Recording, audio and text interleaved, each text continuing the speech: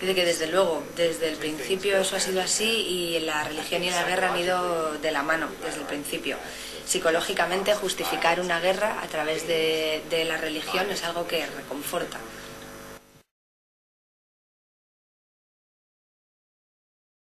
Tras haber escrito una serie de volúmenes sobre Roma con bastante éxito, su editor le dijo un día: «Bien, ahora quiero algo más. Ahora quiero un gran libro». A él le tocaba, aparte de la tarea de realizarlo, elegir sobre qué iba a ir ese libro.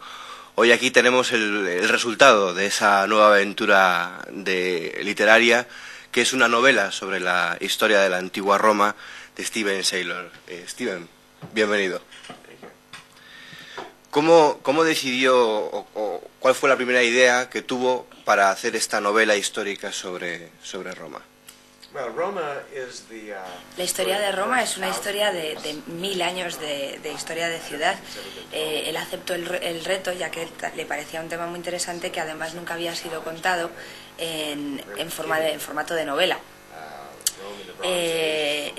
La Roma de la era de bronce no era más que un cruce de caminos, un puesto comercial, y en 1000 años consiguió convertirse en una de las mayores ciudades del mundo, que creó uno de los mayores imperios también.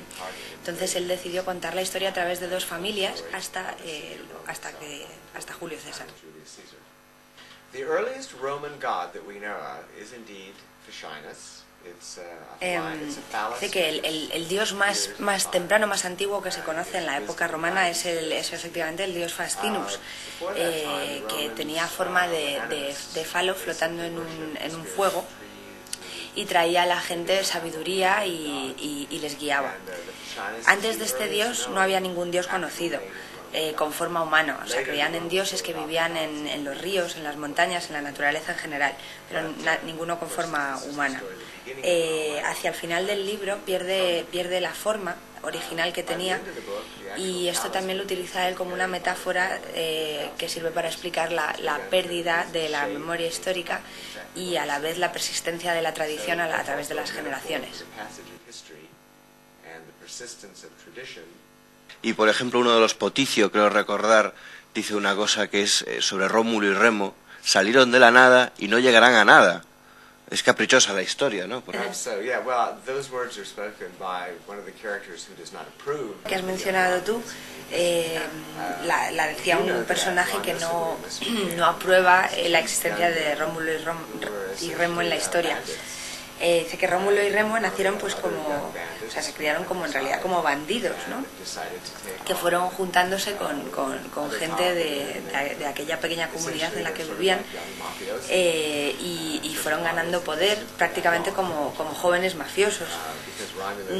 Entonces, luego por supuesto Rómulo se convirtió en rey y adquirió un poder legítimo, que era el de rey de Roma y el de fundador de la ciudad, pero a la vez también cometió un crimen muy grande, que fue el de matar a su hermano, y desde luego había mucha gente que no aprobaba esto. O sea, el hecho de reinar y convertir este pequeño lugar de comercio en un imperio, sacrificando la paz. ¿El orgullo confeccionó el Imperio Romano?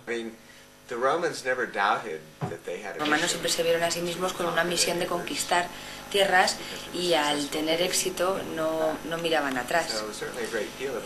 También por otro lado siempre les acompañó la religión, y a través de rituales religiosos ellos mismos creían que era la voluntad de Dios que conquistaran estas tierras, y que los dioses estaban a favor de ellos. El justificar guerras en la voluntad de Dios se ha hecho desde entonces y se sigue haciendo ahora. Dice que desde luego, desde el principio eso ha sido así, y la religión y la guerra han ido de la mano desde el principio. Psicológicamente justificar una guerra a través de la religión es algo que reconforta. ¿Y qué queda de Roma, o de la gran Roma del Imperio en la Europa actual?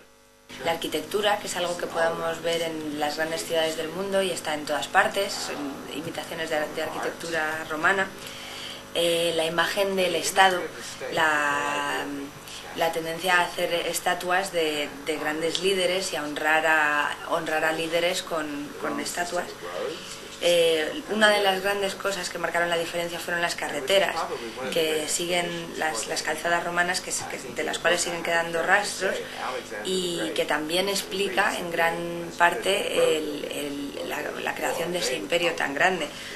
O sea, si Alejandro Magno había alguien que decía que si Alejandro Magno hubiese sabido hacer carreteras igual de bien que sabía luchar guerras, hubiese sido él el que hubiese fundado un imperio de ese tamaño. Porque al tener rutas, no solamente libraban guerras y las ganaba, sino que también podían traer de vuelta las riquezas y las ganancias. Entonces, aparte de eso, también están las grandes historias que han fascinado a todo el mundo y que han inspirado al escritor más grande de Inglaterra, que es Shakespeare, así como Antonio Cleopatra,